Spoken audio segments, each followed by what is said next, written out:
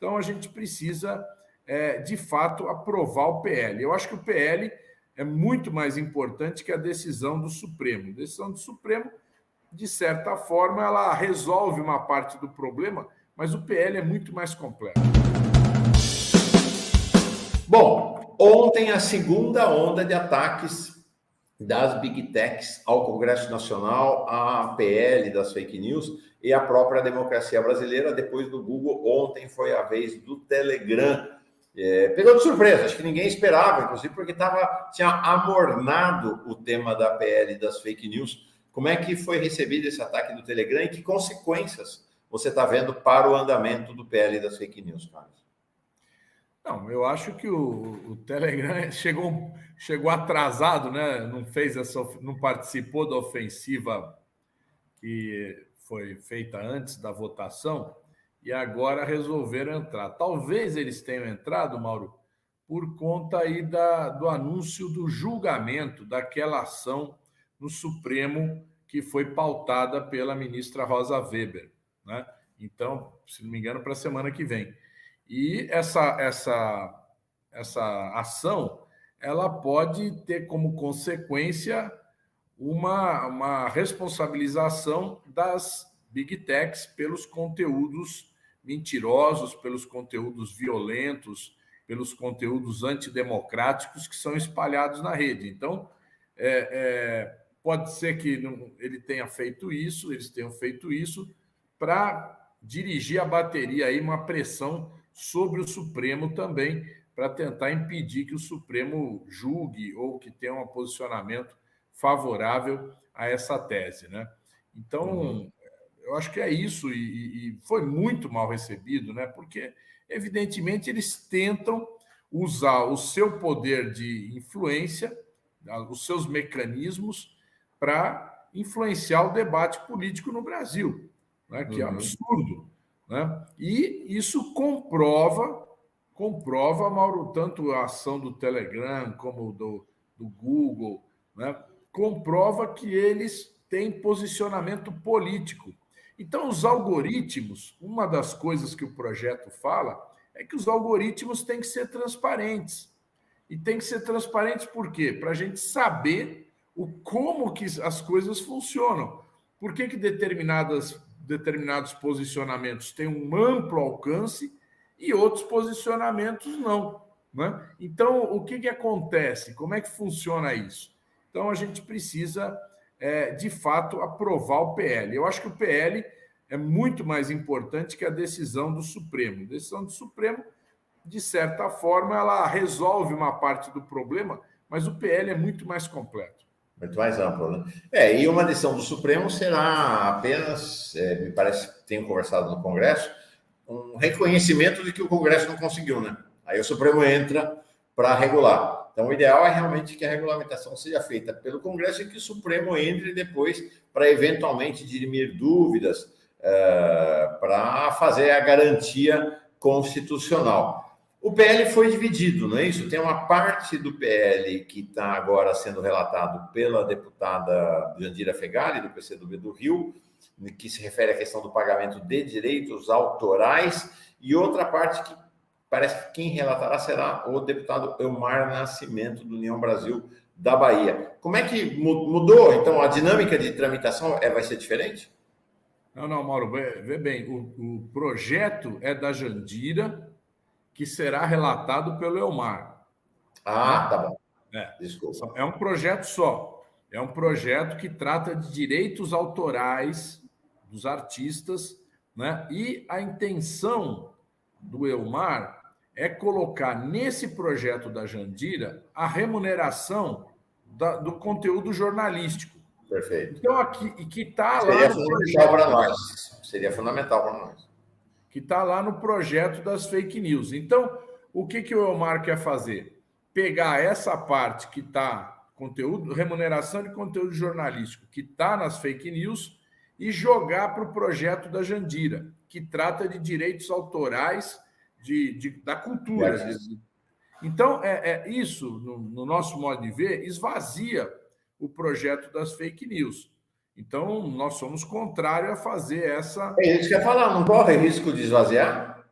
Exato. Isso pode, vamos dizer assim, você sabe, tudo aqui é uma composição política.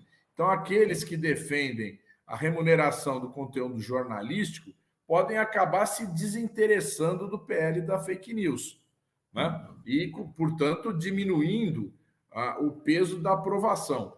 Então, a gente quer justamente manter as duas coisas juntas, né? Para que não haja esvaziamento. Ah, não sabia que estava essa polêmica. Interessante. Tá, vamos ver. Esse assunto, quando é que se equaciona? Olha, vê bem, nós estamos aqui, o Arthur Lira está lá em Nova York, deve chegar amanhã, né? E ele que concentra essa pauta mais complexa, né? Nós estamos votando aqui projetos mais simples.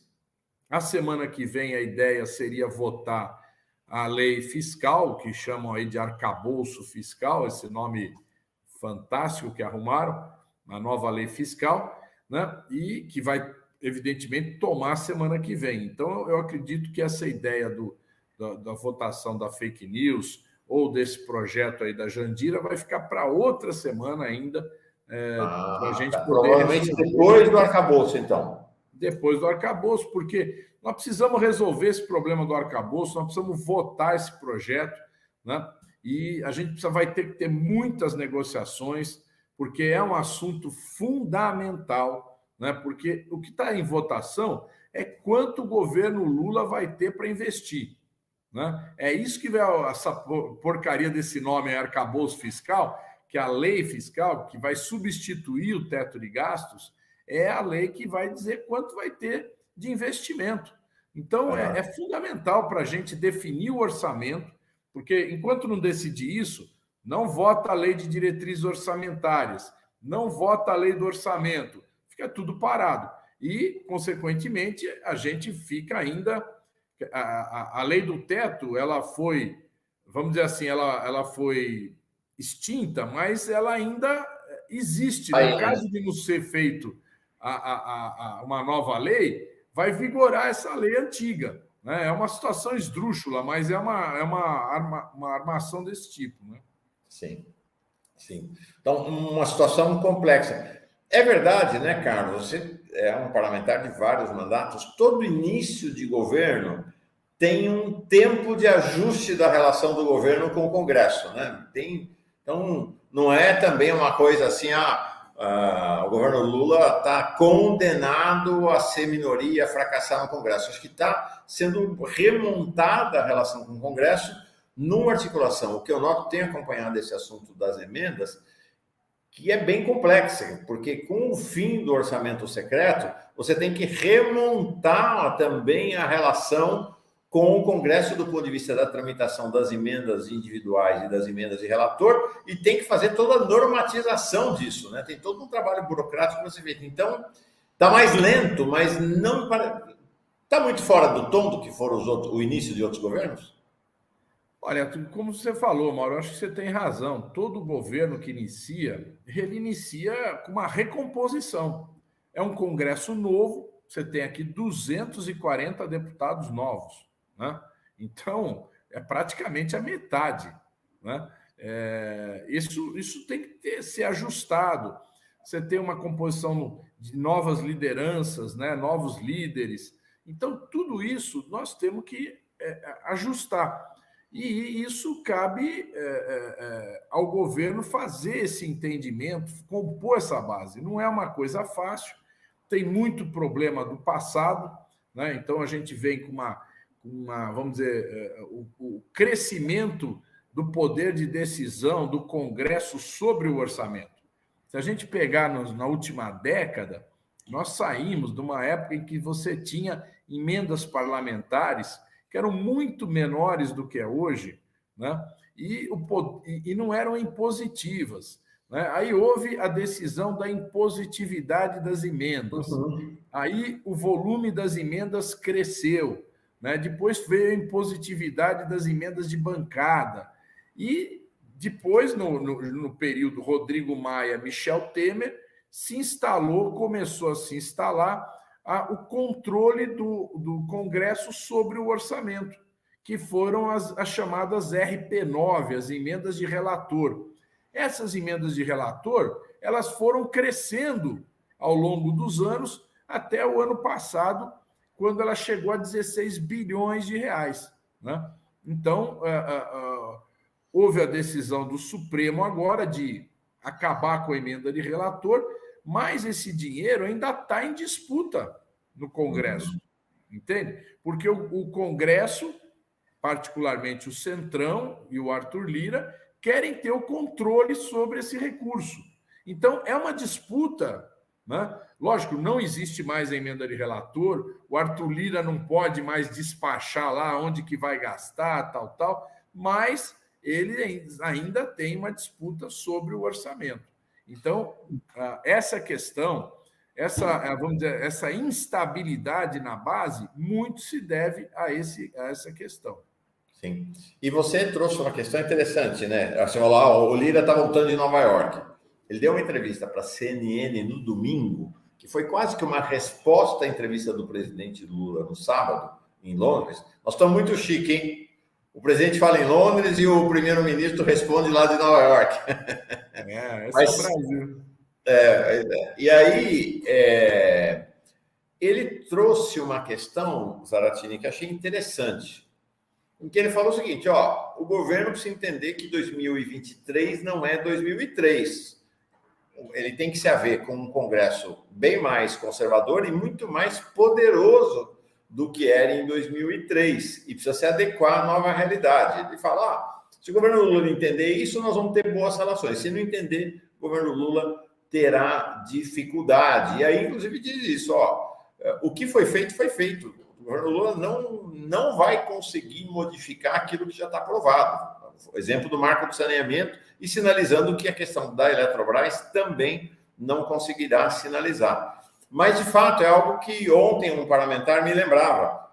Em 2003, por exemplo, não tinha emenda impositiva no primeiro governo Lula. Então, de fato, o poder relativo do Executivo sobre o Congresso era muito maior do que hoje. Muito maior, muito maior. Então, Mauro, isso, vê bem, quando também o Arthur fala, nós não vamos desfazer o que foi feito, isso ele tem uma razão, uma certa razão, pelo seguinte, hoje você tem um Congresso de maioria centro-direita, né? A esquerda, vamos dizer assim, ou vamos dizer, os partidos que apoiaram Lula no primeiro turno, tem cerca de 130 deputados. Então, que é o tamanho da oposição no governo Bolsonaro. Nós não crescemos no Congresso. Né? No Brasil, nós temos uma situação em que o presidente é do campo da esquerda e o Congresso é da centro-direita, né? E com um crescimento da extrema-direita bolsonarista. Então, é um Congresso muito mais difícil da gente atuar. Então, por exemplo, essa questão do marco do saneamento. Eu acho que o governo deu uma pisada na bola de encaminhar um projeto que tem muitos problemas técnicos, é um projeto que não foi dialogado com o Congresso. O governo poderia ter feito isso através de um projeto de lei ou de uma medida provisória, poderia ter feito um debate com os líderes, explicado melhor o projeto. Eu acho que teve entramos quadrado aí nesse tema. Né? Então, e ele influencia sobre uma lei que foi aprovada pelo Congresso. A Eletrobras foi privatizada com autorização do Congresso. O que o Lula está fazendo agora é entrar na justiça questionando pontos dessa privatização. Em particular, um ponto importantíssimo que diz que, apesar do governo ter 43% das ações, ele só pode ter 10% dos votos, né? Dos votos. Que é uma evidência absurda, né? Teve alguma interrupção aí, não? Não. O que é um evidente absurdo, né? É absurdo. Exato. Então, eles criaram essa lei, né? E agora não querem voltar atrás. O Congresso dificilmente mudará essa lei que trata da Eletrobras. Então, o governo Lula está indo para a justiça, argumentando a inconstitucionalidade dessa lei aprovada. Então, vai ter essa discussão, né?